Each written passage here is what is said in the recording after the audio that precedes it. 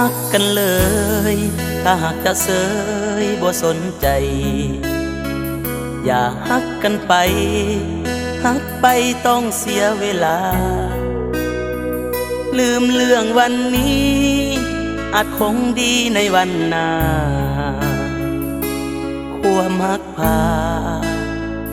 ให้เจ็บดวงใจอย่าฮักกันเลยอยู่เฉยๆจะดีกว่า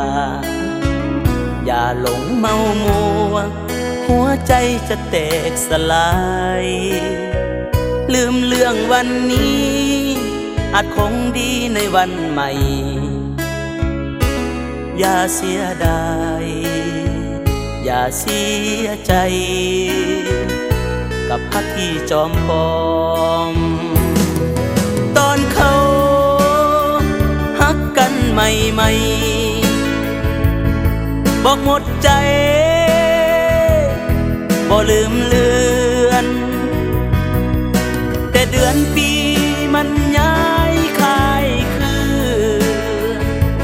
ว่ามาก่อเฮิน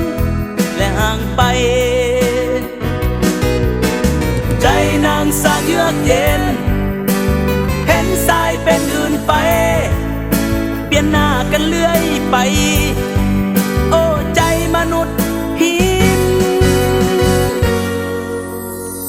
อย่าฮักกันเลยถ้าหากจะเสยบ่สนใจ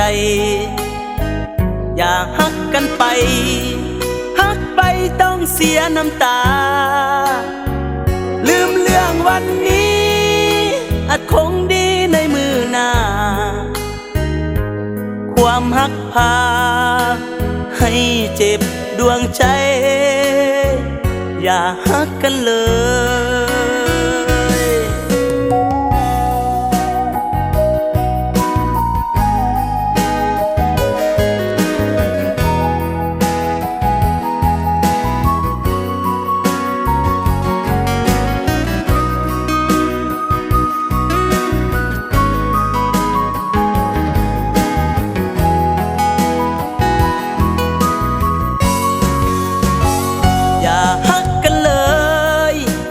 จะเสยบ่สนใจอย่าฮักกันไปฮักไปต้องเสียน้ำตาลืมเรื่องวันนี้อาจคงดีในมือหน้าความฮักพาให้เจ็บดวงใจอย่าฮักกันเลย